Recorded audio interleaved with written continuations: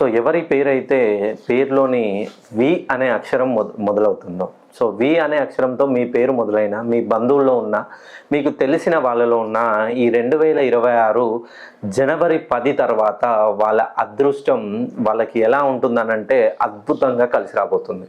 ఇప్పటి వరకు వి అనే అక్షరంతో పేరు మొదలైన వాళ్ళు వాళ్ళ పేరులో 6 అక్షరాలున్నా, 5 అక్షరాలున్నా, 8 అక్షరాలున్నా వీళ్ళు ఏ పని ప్రారంభించినా మధ్య వరకు చేస్తారు, మధ్యలో ఆ పనిని ఆపేస్తారు.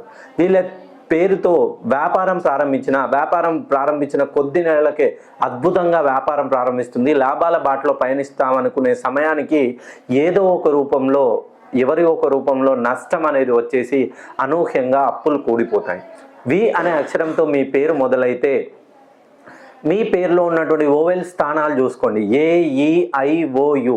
ఈ 5 ఓవెల్స్ సరి బేసి స్థానాల్లో ఉన్నా, లేదు ఒకే సరి స్థానాల్లో ఉన్నా, లేదు బేసి స్థానాల్లో ఉన్నా ఖచ్చితంగా మీకు చిక్కులు తప్పవనే చెప్తున్నాను. ఎప్పుడైతే ఓవెల్ స్థానాలు అనేది ఆల్టర్నేటివ్గా ఉండాలి.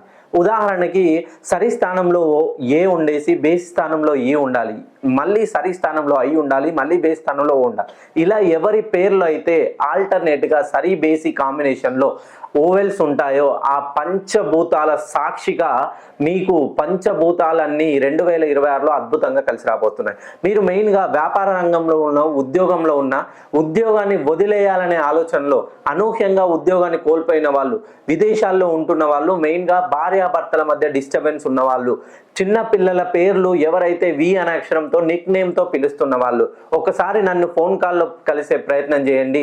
ఖచ్చితంగా 2026 మీ జీవితాన్ని మార్చేలా నేను ప్రయత్నిస్తాను.